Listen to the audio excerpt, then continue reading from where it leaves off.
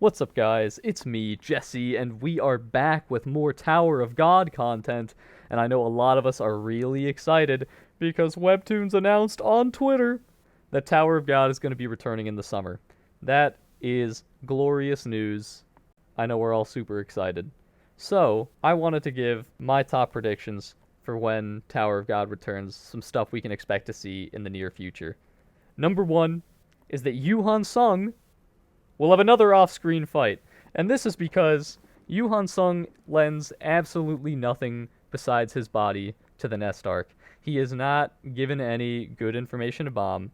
He is not. I guess, if Evan Kell can become relevant by confronting LeFav, there's hope for Yuhan Sung. But really, Yuhan Sung was just sidelined completely in the first part against Xianhe. He didn't learn anything good from Xianhe. He was really just there to occupy her. Kind of sucks, but that is how it is.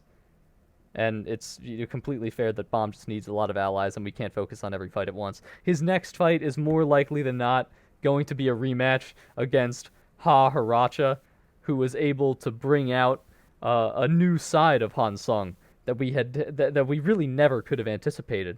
So if we are lucky, we'll get to see some more of that. We'll get to see some development there. Where did this crassness from him come from? How will he be able to grow and move on from that low moment of his? But really, we're probably just going to see him, throw a couple more, water balloons at him, get some cat scratches. That's how that's going to be. Number two, Baam will fail to save Jinsung. This is because, kind of like the way Han Sung doesn't really have much to, confer onto Baam at this point, neither does Jinsung.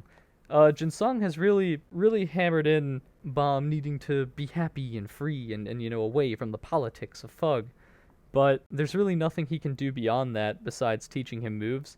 So while it would be nice to see Baam learn, some kind of butterfly darkness version of the Dragon Tiger Gate, he doesn't necessarily need that, especially not if he's going to get the Essence of Bravery soon. And, he has other mentors. He has other mentors to teach him new moves.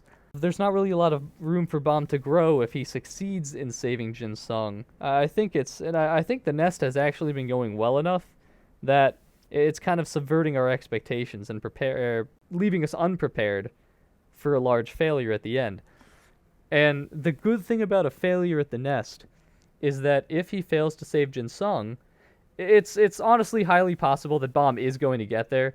And Jinsung is going to end up having to, sacrifice himself to save Baam. I think that could be a deliberate ploy by Machine to push Baam further into a war machine mode.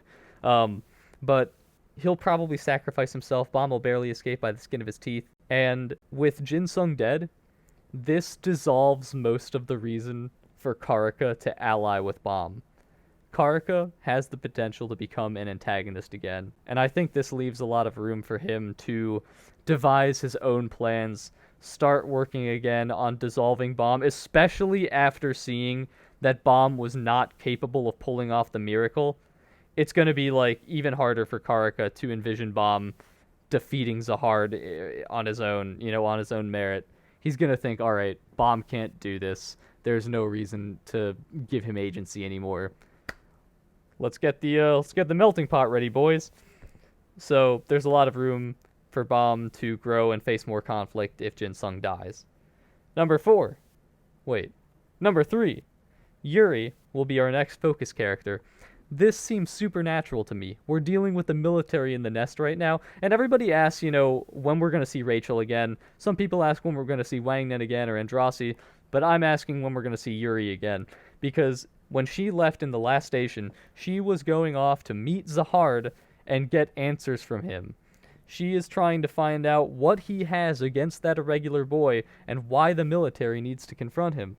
Coming out of a military-focused arc and seeing all these people that understand how dangerous Baam is, we're going to get a real lore focus. Not we're going to get, but I want us to get a real lore-focused answer, not just a power-focused answer, on why Baam is dangerous. And this is going to be potentially really, really good for Yuri, because while a lot of people love her confidence and love, her determination to just power through whatever obstacle is in front of her, it's going to be a big development for her if she learns new information that can send a shock into her system and recontextualize her knowledge.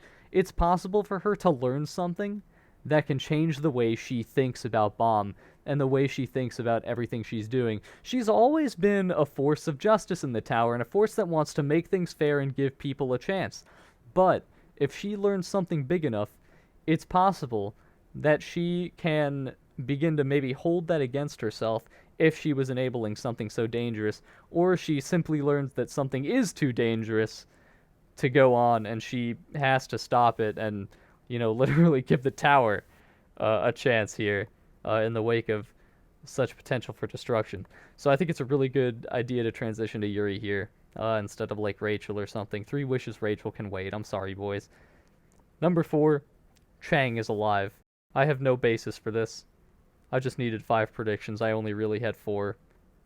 No, I'm kidding. There's one panel. Where in the Nest prelude, when they're at the cage, there's like in the moment of narration, there's like, oh, but Yama's dogs got help from an unexpected source.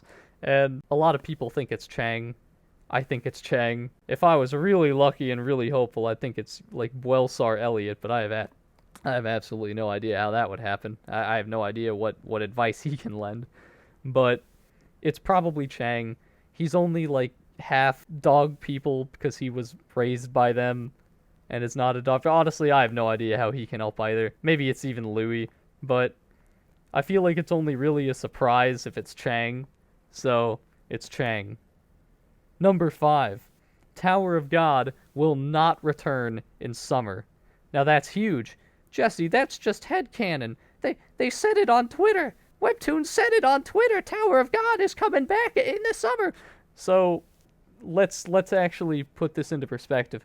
Webtoons tweeted at midnight on May 1st that Tower of God would be back in the summer of 2021. First of all, there's no release date. We have no idea. Tower of God could come back on September 21st, and it would still technically be the summer of 2021. More importantly, since it was tweeted on midnight on May 1st, it's more likely than not that this was just a scheduled tweet.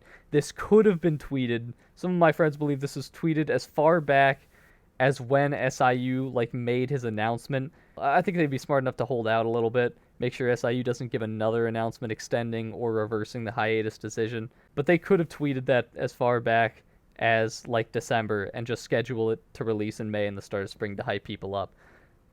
But there's really no evidence that SIU will actually return. There's been no update on his blog since December. He hasn't continued the side stories. Hopefully I'm hoping his arm is healed up. I'm hoping his hand is healed. I'm hoping he has a good assistant team behind him. I'm praying for his health.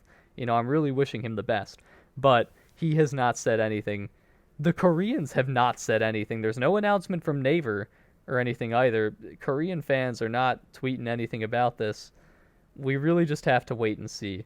It's a shame, but Webtoons has essentially given us their headcanon. So Webtoons, you ever wanna do a collab? Put me on the channel. We'll make a headcanon supreme, you and me. Give me viewership. But we're really just gonna have to wait and see if Tower of God comes back or not. Most of us are really just waiting for an announcement from SIU that we can take as fact. So if you really need something else to fill the gap, just go ahead and read Kubera.